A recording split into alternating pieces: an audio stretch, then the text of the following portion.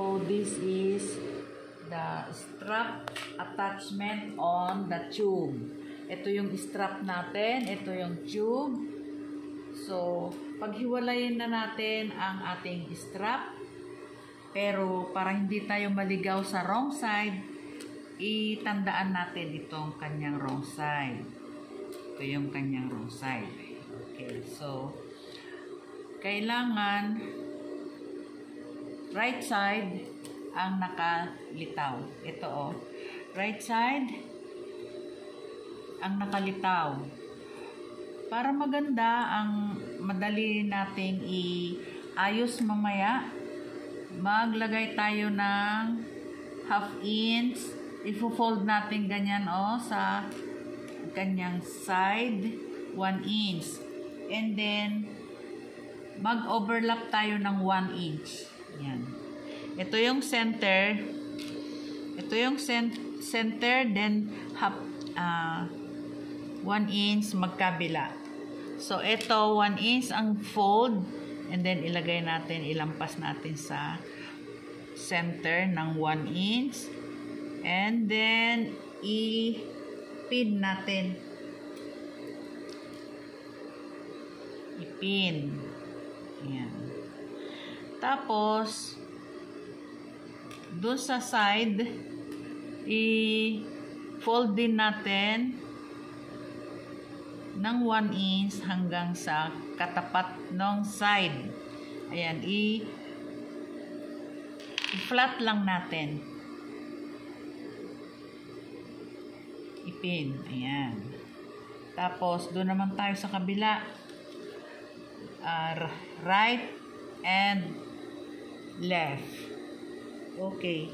So, ito naman yung kabilang strap. Yung kanina.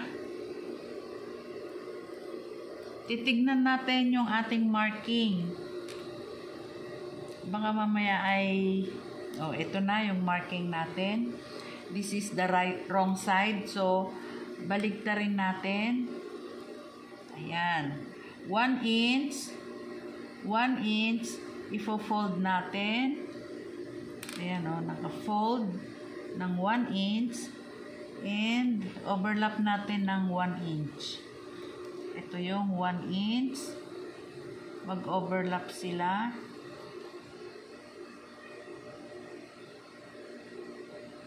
Pagsamahin na natin sa pin.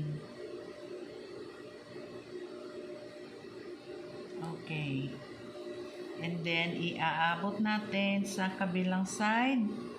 Ifo-fold din natin ng 1 inch para madaling mag-ayos mamaya ng sleeve. Okay.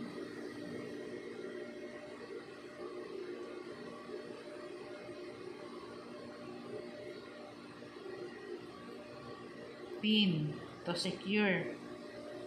Ayan. Tapos, so ito na yung front natin, di ba? Front. Ito na yung strap. Right side of the tube. Right side din ng strap. Okay. Then, i-attach na natin itong sleeve doon sa tube. Remember, baka masama yung ating likod. Ayun, sumama na nga. So, tinanggal ko. Ayun. Front lang. Yung back hindi kasama. Pero, pagsasamahin na natin, yung strap at saka ang tube, front part. No need to make backing. Kailangan natin na i-stretch. Ayan o. Stretch. Kapag tayo ay nagtatahi ng stretchable, kailangan ini-stretch natin habang tayo ay nananahi.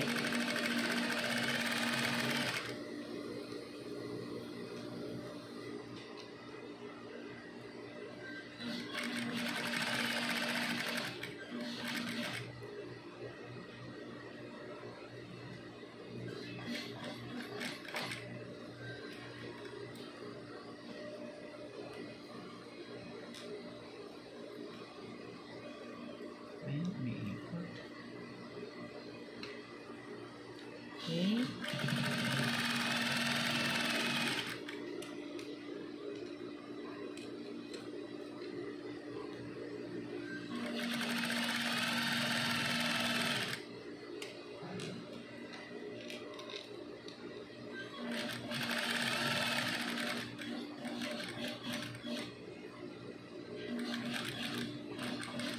Done.